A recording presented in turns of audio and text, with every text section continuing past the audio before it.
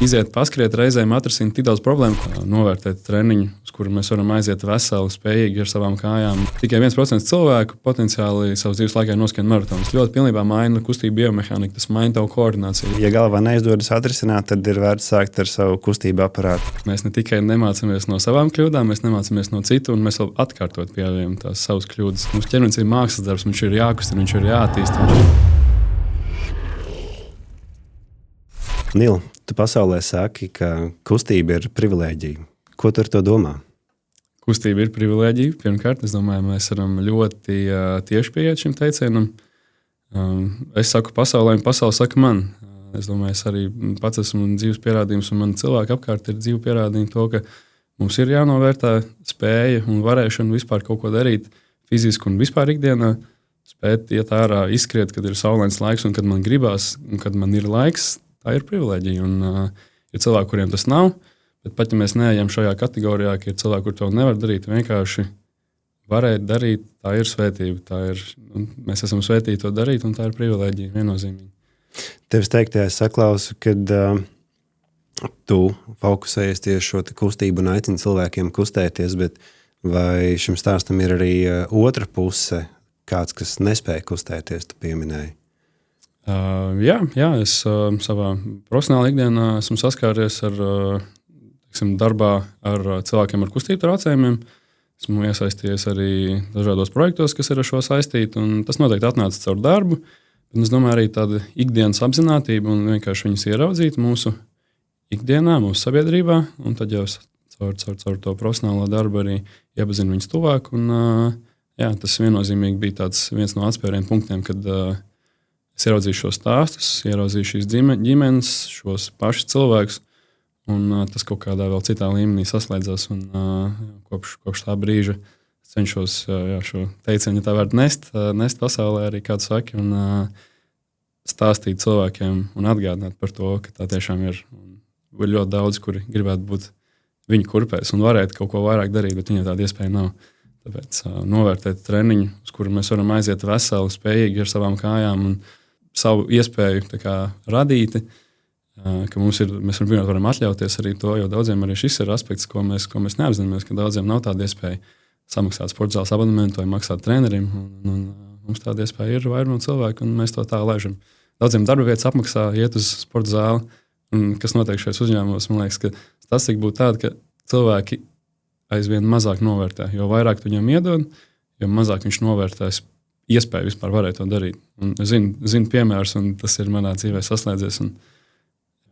Cilvēki, manuprāt, ļoti ātri pierod pie tā, kas viņiem ir ikdienā apkārt, un, manuprāt, ir liela iespējamība palaist garām to, ka man ir vesels ķermenis, ka es spēju kustēties, un nereti tas motivators kustēties, sākt treniņus, pievērsties veselīgākam dzīvesveidam, izviet ārā, pastaigāt, ir tikai tajos brīžos, kad ir risks to pazaudēt. Bet, tavuprāt, vai visiem ir nepieciešams gūt šādu mācību, vai nonāk kāda ļoti kontrastējoša piemēra priekšā, lai tikai sāktu?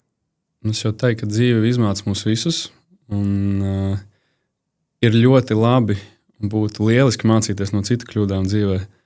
Bet, diemžēl, ir tā iekārtots mūsu eksistencei, ka mēs ne tikai nemācāmies no savām kļūdām, mēs nemācāmies no citu, un mēs vēl atkārtot pieļaujam tās savas kļūdas. Tāpēc es domāju, ka tas dzīves ceļš katram jau atrod to veidu, kā pamācīt, kā ierādīt, un caur saviem kritieniem tikai lielāko tiesi.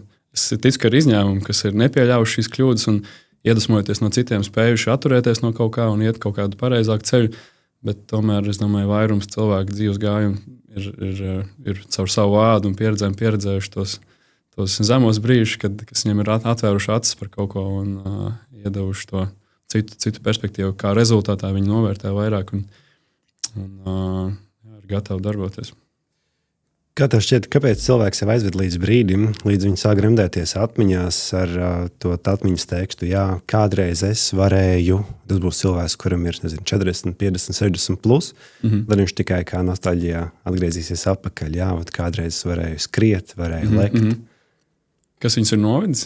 Jā, kāpēc cilvēki dabā Mēs bieži esam redzējuši šāds piemērs, kad mēs satiekam kādu cilvēku gados, un viss, kas viņam šodien ir stāsti un atmiņas par to, ko viņš kādreiz ir varējis, kad patiesībā viņa vecums mēs zinām, ka nav šķērslis. Kā tu nenonākt? Ja man būtu atbildes, domāju, ka tas būtu ļoti bagāts.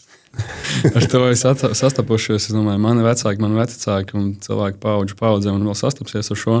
Dzīves laikā pazūd tā motivācija pavadienas noteikti uz sportu, uz to aktīvo dzīvi, bet par to jau, man liekas, pēdējā laikā aizvien vairāk runā par veselīgu un aktīvu pavadīto dzīves laiku, nevis par mūža garumu kā tādu. Es atceros, biju maziņš, es sapņoju, esmu dzīves 97. gadā, es sapņoju par to, ka es būšu cilvēks, kurš ir dzīvojis 3 gadsimtos. Kad es nodzīvošu 104 gadus, tad es būšu dzīvojis, un tad tas ar laiku, ar gadiem esmu sācis šķetināt to, ko tu pieredzi kā 90-gadīgs cilvēks, redzot arī savu vecmāmu, redzot vispār cilvēku dzīvi, ko tas nozīmē. Tad tu esi piedzīvojis visu savu potenciāli tuvāko cilvēku aiziešanu. Tu esi pieredzējis to, ka varbūt pēdējos 20 gadus tu varbūt arī nestaigā vairāk.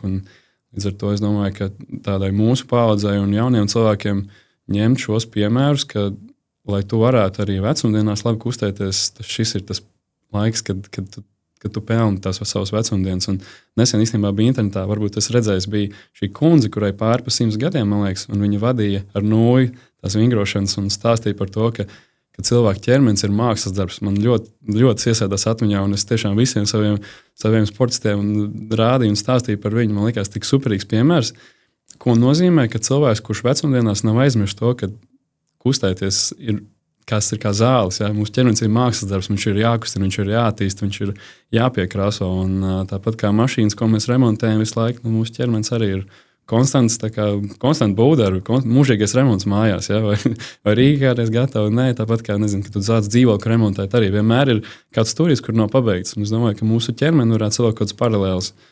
Ar vecumu mums ir nekad nedrīkst beigt šos remontdarbus, konstanti kaut ko pielikt klāt. Un, mani tas noteikti motivē.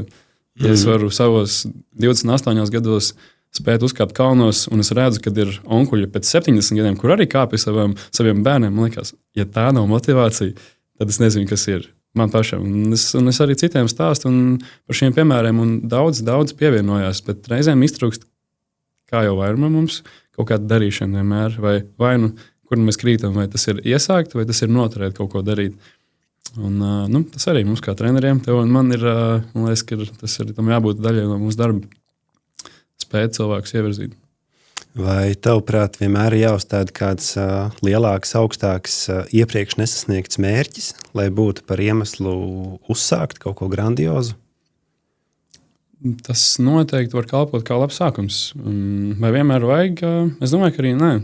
Cilvēki, kas ilgstoši nav kaut ko darījuši, es domāju, ka viņiem arī tā dzīves, tas kaut kāda notikuma kopums, viņš ir tā sasumējās, ka viņam nevajag vairs nevienu zīmi, ka viņš pats jau ir viena liela zīme, ka man ir jāsāk kaut ko darīt, ka man ir jāvirzās šajā virzienā. Un tādi kaut kādi sportiskie mērķi vai tieši kaut kādi lieli kritieni, ko mēs pirms runājām, ka nevienmēr ka tas ir tas, kas mūs aizved. Reizēm mēs jau to visu esam izdzīvojuši, nobrieduši, apraduši, izdzīvojuši ar šo domu savā galvā, savos vārdos un viss tas ir viens mirklis, kad mēs sākam.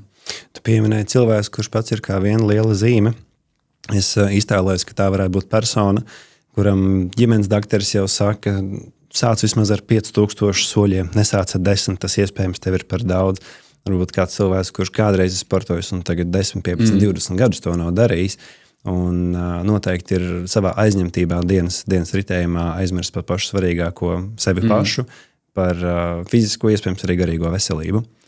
Un, manuprāt, ir ļoti svarīgi saprast, kas ir tas mans lielākais mērķis šobrīd. Nevis globāli, nevis tas, ko dara apkārt sabiedrība, jo sociālais spiediens, tie paši sociālai tīkli mums dalās ar visperfektākajiem piemēriem. Es jau esmu kalnā, bet neviens nerāda, kā tu kāp augšā kalnā. Tas nav viegli. Tas gandarījums ir augšā. Tieši tā, gandarījuma mirklis ir īss un spilgts, bet tas mēneši, varbūt kādam gadu, lai sagatavotos uzkāpt augšā kalnā vai noskriet kādu garu distanci, tas ir tas ieguldītais darbs, un viņš nevienmēr ir interesants. Viņš bieži vien būs situācijā jāskarās, ka es šodien to negribu darīt, bet es daru, jo man ir tas mērķis. Ļoti labi sasaucās, kad saka, ka man ir tas mērķis, tas varbūt tad, kad mēs izvirzam šos mērķus, atsaucot uz iepriekšējo jautājumu, ka tā mērķa esamība palīdz mums noturēties. Tās dienas, kad negribās, kad treniņš ir pēdējā lieta, ka tas ir tas, kas mūs pietur. Un tāda ļoti disciplinētiem cilvēkiem, man liekas, tas tiešām labi strādā. Ka ir mērķis, ka ir kaut kas nosprausts kaut kāds. Tas varbūt arī nebūtu sacensības. Tas varbūt gada diena, kurā es gribu tur, ne tikai kaut ko noskaidrot, bet es gribu labi savā uzņēmumā, man ir uzstāšanās. Es gribu labi izstīties, būt stāvtāks. Varbūt tāds ir mazie mērķi, tā kā labs punkts. Jā. Spēt novadīt semināru kājās stāvot bez muguras sāpēm. Vēl viens labs piemērs. Es domāju, mūsdienās ļoti aktuāli. Ļoti, ļoti aktuāli. Par mēģiem runājot, tu esi noskrējis maratona distanci. Kā tu nonāci līdz maratona noskrišanai? Cik mums ir laiks? Sāc. Es domāju, ka mans maratona ceļš sākās jau bērnībā. Tur tie, kas man pazīst, nav noslēpums, ka sports ir ļoti liela daļa manas dzīves. Un bijis kā bērns ļoti bijis aktīvs. Ar māmu, ar tēti vienmēr spēlējis futbolu mājās starp durvju eilēm. Un tas ir bijis tāds sākums visam. Tad 6 gados sākts futbols un dažādi citi sporta veidi pagalmā. Viss iespējamais, ko vien tu atceries arī no savas bērnības. Es ticu, ka es arī to darīju. Un tad vienmēr tajā sportā esot, kā sportistam, vēlāk jau kā trenerim, kā ārstniecības personai arī mērķis un doma par to, ka es kādreiz noskriešu maratonu, man bija jau sen. Varbūt 11 gadi man bija, es domāju, dzirdēju, ka tikai 1% cilvēku potenciāli savas dzīves laikā noskrien maratonu. Es domāju, wow, tas 1% varbūt es, un kāpēc gan lai es to neizdarītu? Tad es domāju, ka dzīves arī tas dzīve kaut kā veida tā, un es zināju, ka es kādreiz to izdarīšu, un tad vienkārši parādījās īstā laiks un vieta un iespēja, un es pieteicos projektā, kurš saucās mans pirmais maratons, kas ir organizēts, kur katru gadu uzņem mazu skaitu cilvēku, kuriem nodrošina visus apstākļus, lai viņi varētu veiksmīgi sagatavoties tajā distancē. Pusmaratonam un maratonam bija skaidrs, ka es gribu maratonu, jo pusmaratonus esmu noskrējis tur Covid laikā treniņā, vienkārši aiz gara laika, varētu teikt tā. Un tas maratona mērķis nāca tajā laikā. Es domāju, ka tas bija 22. gads. Jau pagājuši 3 gadi, kas liekas ļoti... Šķiet, ka tas vēl bija nesen, bet jau pagājuši jau 3 gadi. Tie bija ļoti interesanti 4 mēneši. Pirmkārt, jauna pieredze, jauni cilvēki, bet arī atkal paskatīties uz sevi no citas puses, pārbaudīt sevi. Jo zinu, ka es varu turēties tādā stingrā treniņu režīmā, bet es nezināju, ka man iekšā ir tik daudz tās rezerves, lai tur, ka treneri ir ieplānojis, ka treniņš ir, mums ir 5 treniņu nedēļā, un viens ir sestdienā jāskrien. Sestdienā esmu bijis visu dienu projām. Atbrauc mājās, ir 10 vakarā, man jāskrien treniņš. Ko tu dari? Lūdzu, es sēžu savā istabā un rulēju kājas un domāju, man jāiet skriet, bet tā vēlme, un tas liekas, man šodien tas nav, vai to man nav jādara. Un es sēžu un ir 11, tur ir 12, un es domāju, nē, tā būtu darījis jebkurš gandrīz, bet es mēģinu iet citu ceļu. Es sevi radinu, ka, ja es varu izdarīt vairāk, man ir jādara vairāk. Un, lai arī es kā treneris un man cits stāstītu, es teiktu, vajadzēja vienkārši izskrien rīt no rīta, kas tev lietas, bet kaut kāds mans iekšējais dzelžējums, kas man neļāva vienkārši atkāpties 12. naktī, es braucu uz mežu, tur bija kalniņš, un man bija jāskrien kalnu intervāliņu. Iebraucu savu mašīnu pamestā teritorijā, ieslēdzu tālos uguņus pret kalnu tā, lai es vismaz redzu līdz pusē, kurus var uzskriet, jo ir pilnīgi tums, ir 12. Izskrien savus 3 iesildošos kilometrus un aiziet 12. Sāku savus intervālus. Man tur 14 reizes jāuzskrien ir kalnā. Un tas bija tāds labs. Es atceros, pats vēl ņēmu ārā telefonu un runāju ar sevi. Ierunāju ziņu tam Nilam, kurš ir noskrējis maratonu, ka šie ir tie treniņi un tie mirkļi, uz kuriem tu atsaucies, ka tev paliek grūti skrienot. Un to var arī uz dzīvi sasaistīt, ka mūsu rūda, mūsu dzīve, un mēs paši sev varam norādīt tiem mirkļiem, kas mums vēl ir priekšā. Un vēl tas teiciens, ka mums nekad dzīvē nedos kaut ko mēs nevaram pacelt. Ka mums ir uzticēts, ka Dievs vai vienalga visums, ar kurš sasaist kaut kādu augstāku spēku, ka tas mums ir devis tik daudz, cik mēs varam reāli izdarīt. Pat ja tajā mirklī tā neliekas, ka mums jālūdz nevis vieglāku ceļu, bet spēku izdarīt to, kas mums ir reāli dots darīt. Un tas maratona ceļš bija tiešām skaisti 4 mēneši, kas noslēdzās ar maratonu dienu. Bija lielisks laiks, es labi jutos. Protams, bija gulējis tur visi, kas ir skrējuši, zina, kā tas ir pirms sacensību dienā izgulēties. Tas ir vissvarīgākais, ko tev vajag izdarīt, ir izgulēties. Zini, kā tas ir? Protams, esi mierīgs, pastaigājies, dzer ūdeni, labi ēd, un mierīgi aizmiedz naktī, lai gulētu labi. Kāda laba naktis tur pirms sacensību, kad tu esi tos 4 mēnešus gatavojies un būvējis to ekspektāciju. Ka visam jābūt superīgi. Protams, ka tajā brīdī nervu sistēma tam nav trenēta. Tu esi trenēts skriešanai, ēšanai, visam, bet tu neesi trenēts tai spriedzē, jo viņi notiek vienu reizi 4 mēnešos. Jā, tas perfekti aprakstīja. Un es domāju, visi sportisti, kas reiz ir pienākuši pie šādas dienas, zina, ko tas nozīmē. Viņi noteikti varēs to sasaistīt ar savu dzīvi. Un, man bija tieši tas pats, bet ar visu to es pamodos, es zināju, visu, kas man jādara. Es biju priecīgs, spīdēja saule, bet nebija ļoti karsts. Starts tajā laikā Rīga maratonam, manuprāt, bija 7 no rīta, kas ir pietiekami agri. Ja tu tēmē ap 3-stundīgu maratonu, tad līdz skriet ap 10 finišēt vēl ir, es domāju, ļoti, ļoti tādi pateicīgi laikapstākļi. Tas nav skriet 2 dienā, kad saule ir augšā un tu esi konstanti pakļauts. Un, jā, tad... tā arī skrējiena diena bija vesels stāsts. Es atceros, mēs saviem skriešanas biedriem, un mēs tur veselu stundu sēdējām pēc tam tajā pasākumā pēc tam, un es arī runāju, un man tik daudz bija ko teikt par visu to skrējienu. Tas bija kā izdzīvot veselu, ne tikai tos 4 mēnešus, bet likās, ka esmu izdzīvojuši atsevišķu dzīvi, kas man novedusi līdz tam starta dienai, līdz tām 3 stundām, kur man draugs brauc līdzi ar riteni, mēs tur kaut ko runājam, kaut kādi joki vēl pa ceļam, es tur aprunājos ar kādu tur angļu skrējēju, tur sākumā tas bija arī smieklīgs stāsts, ka mēs skrienam pāri Vanšu tiltam, un es sāku prasīt tur, un tur šodien labs laiks skriešanai un tā tālāk, un man šķiet, manā galvā es jau kādas sekundes 10, 20, 30 jau runāju ar viņu. Viņš vienā brīdī tā kā, sorry, I was running. Un es saprotu, ka es vienkārši runāju ar sevi. Džeks vienkārši smaida un krata galvas, domāju, es tur kaut ko saku, un mēs tur it kā runājam, bet viņš neko neatbild. Viņš saka, sorry, es nesaprotu. Es tikai angļu valodā runāju. Tādi mazie piedzīvojumi, un kas viss finišējās man finišējot tā maratonu 3 stundās un 3 sekundēs. Un visi, kas skriešanas pasaulē, arī man draugi teica, kā ir par tām 3 sekundēm, vai tu vari naktī gulēt pēc tam. Jo viens no tādiem standartiem ir, ka maratonu noskriet zem 3 stundām ir tāds, kaut kāds mērķis un kaut kāda aizskrēja uz to iet. Un tas, ka es savu pirmo maratonu pieskrēju tik tuvu, tas jau bija daudziem pārsteigums. Es domāju, ka ne man pašam, bet citiem, kur varbūt nepazinu, un kuriem liekas, jā, pirmais maratons 3 stundās, tas ir ļoti ātri, piemēram. Bet tās 3 sekundes, ņemot vērā visu, ko es tur izpildīju tajā trasē, cik daudz piecīšus iedevu, cik daudz kaut kādas līkumus es noskrēju, lai sasveicinātos ar kādu, uzpļautu, atbalstītu citu, uzsauktu kādam. Es zinu, ka es to būtu mierīgi varējis izdarīt. Tas nebija par tām 3 sekundēm. Tas bija par to piedzīvojumu pa ceļam. Jā, es tevis minētajā saklausīju 3 ļoti svarīgas lietas, kuras gribētu izcelt. Es uzdevu tev jautājumu, kā tu nonāci līdz maratona noskriešanai, un viens no taviem pirmajiem teikumiem bija, ka globālā statistika ir tas 1%. Un es uzreiz saklausīju, ka tev visticamāk netika ļoti tie 42 km svarīgi, bet būtu par 1% no pasaules, kas atšķirās. Tad, kad tu minēji par to treniņu naktī, kad loģiskais saprāts un arī treneru teoriju, ko mēs citiem cilvēkiem iesakām, ja tev ir pusnakts, ej labi izgulies, nākamā diena, jauna treniņa nedēļa. Jā. Bet priekš tevis tas saistīties visticamāk ar to 1%. Par pašu uzliktajiem standartiem, sava veida piedzīvojumu, par savu veidu risinājumu, jo tu izvēlējies disciplīnu pats, kurā sacensties ar sevi.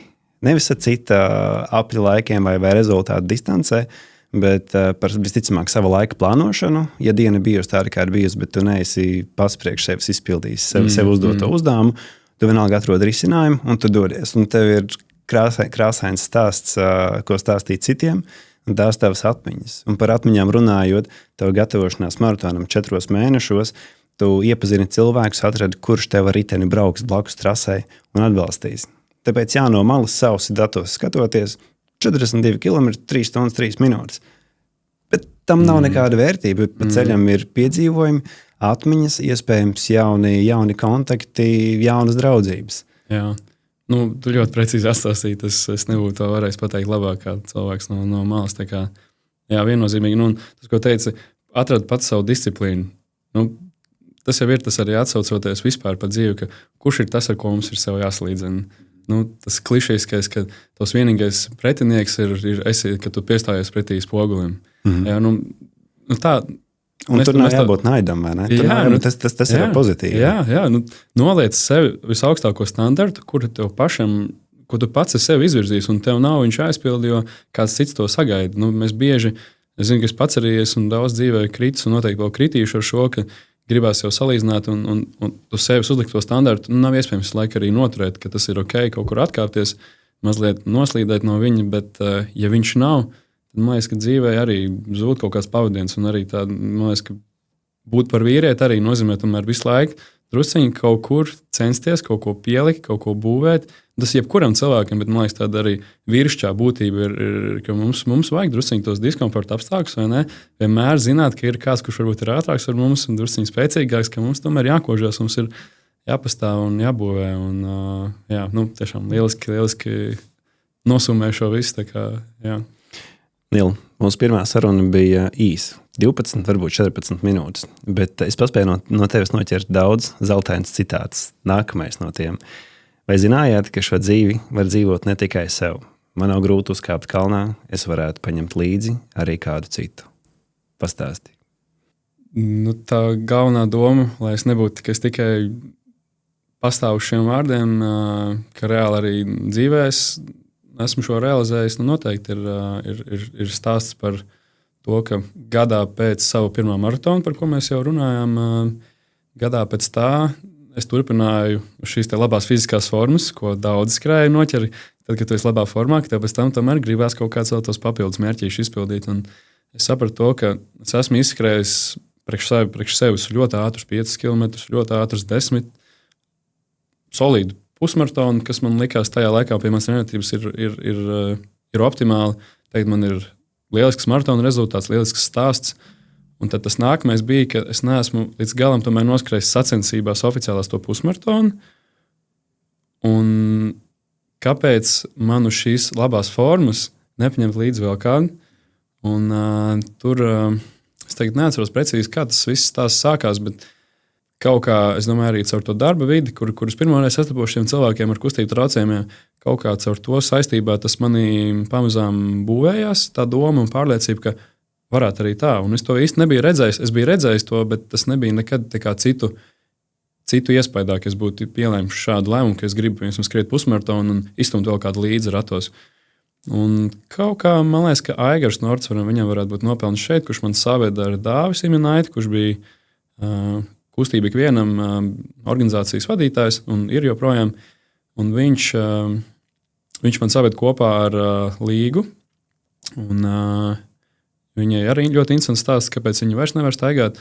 Un tāds arī tas ir sociālās platformās, un viņa ir dalījusies ar šo ļoti interesants. Un viņš saved man kopā, un es sapratu to, ka tas ir lieliski iespēja, jo tajā gadā Latvijā bija pasaules skriešanas čempionāts.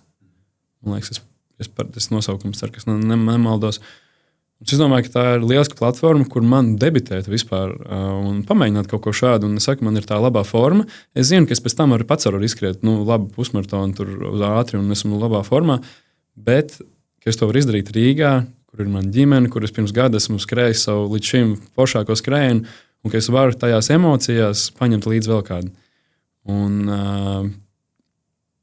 tas viss, tas mazliet sarežģīja gatavošanos, jo man treneri tajā laikā, Ilona Marhela, kas arī viena no titulētākajām Latvijas skrējējām, viņa man palīdzēja ar skriešanas plānu. Un arī tas plāns bija tāds ļoti, ja iepriekš mēs trenējamies uz konkrētu tempu, tad šeit mēs strādājām ļoti dažādi, jo stumt ratus, un tas ļoti pilnībā maina kustību biomehāniku, tas maina tavu koordināciju. Ja tev vienai rokai vienmēr jābūt uz ratiem, cita enerģijas resursi tev prasīgi, tev ir bieži jāatcerās mainīt rokas, tev jāatcerās, kā līkumos izturēt. Un tie rati, kuriem es skrēju, bija speciāli skriešanas rati, viņi ir daudz vieglāk vadām, tā kā cilvēki, kas ikdienā stumj un palīdz pārvietoties cilvēkiem, nevajag samulst, tie nav šie paši rati, lai arī ir cilvēki, kas skrien arī ar šiem un stumj savu sacensībām.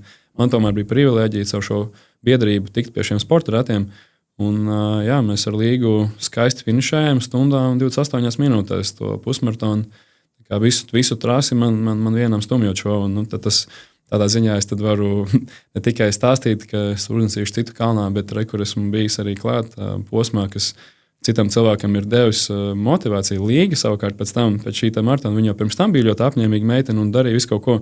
Viņa pēc šī katru gadu piedalās dažādās sporta sacensībās. Viņa pati ar savām rokām, kā smalka, it kā liekas smalka maza meitene, bet viņa pati savām rokām spēja iztumt sevi tādās trasēs, kur dažs labs cilvēks uz savām kājām un rokām krīt ceļos. Viņa spēja ar rokām tikai izbraukt šos maršrutus. Tas bija tikai viens sacensības. Es pat īstenībā atceros, ka tās nebija pirmās. Pirms tam es jau biju izskrējis, manuprāt, 5 km distanci arī ar ratiem. Un tad tas viss vienkārši tā bija sasumējies, ka beigās tas pusmaratons ar ratiem man nav bijis. Man nav ko pierādīt attiecībā uz savu rezultātu. Tur, ko man dos, ja es izskrēšu tur tādu vidusmēra pusmaratona rezultātu. Tas forši atzīmēties, nobildēties ar ģimeni vakarā, pasēdēt, reflektēt uz to laiku, kad tas bija, bet spēt radīt citam šos svētkus un pēc tam būt kontaktā ar šīm ģimenēm. Tas man ir atkal pavērs pašam dzīvē jaunu perspektīvu, jaunas acis atvērs uz to darīšanu, uz to, ka mēs varam dzīvot ne tikai sev, mums ir citi cilvēki, un ja tu jūti sevī spēku un misiju varēt darīt šo, tad tas ir jādara. Un manī ir šis, esmu svētīts, to var teikt, ka varbūt es pats tas dzīves laikā esmu to nopelnījis un uzbūvējis šo, bet es domāju, tas ir kaut kāds augstāks arī spēks un aicinājums, kas man ir ievirzījis šajā, kāpēc es to varu, kāpēc es iedomājos to darīt. Un aiz manis es zinu, ka ir jau vairāk cilvēku, kur katru gadu ir prasa, kā es arī varu iesaistīties. Un šis pats Rīga maratona projekts, arī viņa kustība ikvienam un vispār par to, ka vajag iekļaujošs maratons, manuprāt, bija tas nosaukums, kas aicināja pieteikties cilvēks arī būt par asistentiem, jo mūsu sabiedrībā ikdienā jau mēs neredzam Latvijā tik daudz cilvēkus, kas pārvietojas ratiņkrēslā, jo viņi jūtās, es domāju, šīs sabiedrības nepieņemt, bet arī Rīgā un es domāju, ka arī citu vietu pasaulē, ne tikai tā infrastruktūra ir, kāda viņi ir. Reizēm, es nezinu, vai tas ievērojis, ir ļoti daudz ratiņu, it kā ratiņkrēslu nobrauktos, kuras beidzās, es domāju, man turpat kuģi ielā, kuras katru dienu eju. Tur ir apmēram slīpums, es domāju, 45 grādi būtu maigi teikts. Tāds nobrauciens, 1,5 metru garš, kurš domāju cilvēkam ratiņkrēslā, un viņš beidzās Daugavā pie tam. Tur priekšā nav norobežojuši kaut kādu margu. Un tāpēc mēs to cilvēkus neredzam, bet viņi ir. Un šī programma, man liekas, arī aicināja cilvēkus pieteikties, un lai ne tikai, ka mums ir daudz stūmēji, kas pēkšņi grib, bet lai arī piesakās šie cilvēki, kuri gribētu vispār piedalīties, un viņiem atradīsies spēcīgas rokas un dedzīgas acis, kas gribēs viņiem palīdzēt. Un tur veidojas jaunas draudzības, un es arī šogad palīdzēju arī tur saorganizēt ratus, aizdot vienam puisim, kas arī pirmo reizi piedalījās un iztoma savu pirmo pusmaratonu ar ratiem, un viņš ir sarakstījis arī savu grāmatu, un zinu, ka aiz viņa arī ir vesels lērums cilvēki, kas pēc tam tic, kad ievēroju šo un vispār piefiksēju. Jo pirmais solis vienmēr ir nevis ko darīt, bet vispār ieraudzīt ikdienā, vispār mazās lietas, vai ne? Ne tikai cilvēks, bet vispār aizdomāties. Cilvēks var nodzīvot visu savu dzīvi un nekad neaizdomājoties, ka viņš varētu vēl kādam citam, piemēram, darīt labu, palīdzēt vai tur citādāk. Daudziem mums ir cilvēki, kas mūs ievirza, bet ja viņam nav, ja viņš nāk no ģimenes, kurā nav šāda tradīcija, kurā nav citu cilvēku, kas viņam rāda labo piemēru, kurienes viņam to izdomāt. Dzīves laikā sastaptie cilvēki, vai ne? Tie mūsu draugi, mūsu kolēģi. Un tas burbulis, kas mums veidojās apkārt, viņš nevis veidojas, bet mēs viņu veidojam. Un vēl tas teiciens ir, ka mēs esam savu 5 draugu kaut kāds tur vidējais. Tā doma bija tāda, ka ģimeni mēs neizvēlamies, bet draugus mēs varam izvēlēties savā dzīvē. Un kāpēc, lai mēs savu loku nebūvētu apkārt tādu, kas mūs ievirza pareizajās lietās. Un viņam nav jābūt ideālam. Tev vajag arī draugu, kā ar tu zini. Vajag draugu, ko jūs sēžat pēc treniņa ģērbtu un runājat pilnīgākās muļķības un ņirdzat par vistrulākajiem jokiem. Bet viņš ir tā tava puse. Un ir kāds draugs, kur jūs sēžat tur 2 naktī, sēžat pēc satikšanās un filozofējat par dzīvi. Jā, un katrs no viņiem iedod tev kaut kādu savu šķautni, un tas veido tevi. Nēl, tev ir ļoti plašs skatījums, jo es gribu izcelt, ka tā vietā, lai izdarītu minimumu priekš sevis, vispār ikvienam cilvēkam, to atver prātu plašākam redzes lokam, jo piedzīvojumos tu esi gatavs ņemt līdzi arī citus. Manuprāt, tas ir vīrišķīgi, tas ir par līderību, bet līderim nav jābūt tikai vīrietim. ik viens pieaudzis, nobriedis cilvēks var būt par līderi. Tu vari būt līderis ģimenei, draugam, bērniem, māsai, vecākiem. Tur nav vecuma ierobežojumu, bet jo labāk mēs rūpējamies par sevi, citi cilvēki to redz, un viņi grib daļu no tā. Es ikdienā esmu novērojis, ka ik viens cilvēks vienmēr no sevis var ar kaut ko dalīties citam. Katram mums ir citādāks dzīves gājums bijis, un tāpēc mēs esam sociāls būtnes, mēs apmainamies ar pieredzēm, un mēs varam pat speciāli nedodot, vienkārši dot iespēju citam no mums kaut ko paņemt. Un tā veidojās piedzīvojumi. Būt par labu piemēru, vai ne? Tas, ko tu arī teici, ka par līderu var būt tik kurš. Es domāju, ka mēs varam katrs noņemt kā vīrieši savā dzīvē nost cepuri savai mammai, varbūt savai vecmammai, varbūt tas ir kāds cits radinieks, sieviete, kas mūs ir audzinājusi, jo būsim godīgi, kādu apjomu izdara mamma, piemēram. Ja mēs paskatāmies, ir kāda profesija, kuru nenosedz mamma, piemēram, audzinot bērnu. Mm-hmm. Grūti iedomāties. Tāpēc, labs punkts, ko tu saki. Tas tiešām ir līderis un labs piemērs un galva un uzņēmīgs var būt jebkurš. Un tie labie piemēri, kā spēcīgas ģimenes galva, varbūt gan sieviete, gan vīrietis. Un, mēs, ja tā ir tava pozīcija, tad, man liekas, tavs uzdevums patiešām ir nest šo ar patiesi lielu, ne tikai lepnumu, bet arī atbildību, vai ne? Ko tas nozīmē būt par tēvu, būt par māti, jā. Tāpat laikā arī bērniem būt par bērnu, arī, un tā arī ir atbildība. Mēs tā vēl neapzināmies tajā laikā, bet ar laiku, man liekas, dzīve mums dod iespējas tā kā atspēlēties apakaļ. Mēs sarunu iesākām ar vienu no pamatvārdiem kustība. Mēs pārgājām pie treniņiem, pie fiziskiem sasniegumiem. Kā tev šķiet, vai šodien runātais ir par fizisko sagatavotību vai par prāta stāvokli? Šodien runātais ir par dzīvi, kur sadiekās visas šīs komponentes. Un mēs ar tevi kā treneri, kā cilvēku sportā, mums ir lieliska platforma, kurā mēs varam šo visu sasaistīt un iedot kaut kādu citu jaudu un uzrāvienu visām šīm lietām. Tu zini, kāds ir, ka treneris nav treneris chronometrs rokās un tik un reiz un rokas aiz muguras un kā armijā. Kritērijas pildīt, jā. Mums nāk cilvēki pēc emocionāliem pārdzīvojumiem. Viņam šodien kaut kas darbā nav gājis un tur nāk tava nākamā spēcīgā profesija. Tu esi psihologs, psihoterapeits. Tu esi jebkas tajā treniņa laikā var būt un tev visam jāspēj pielāgoties ir un ar to šis noteikti vairs nav tikai par fizisko. Jā, mūsdienās jau es domāju, tā siena arī kritus ir.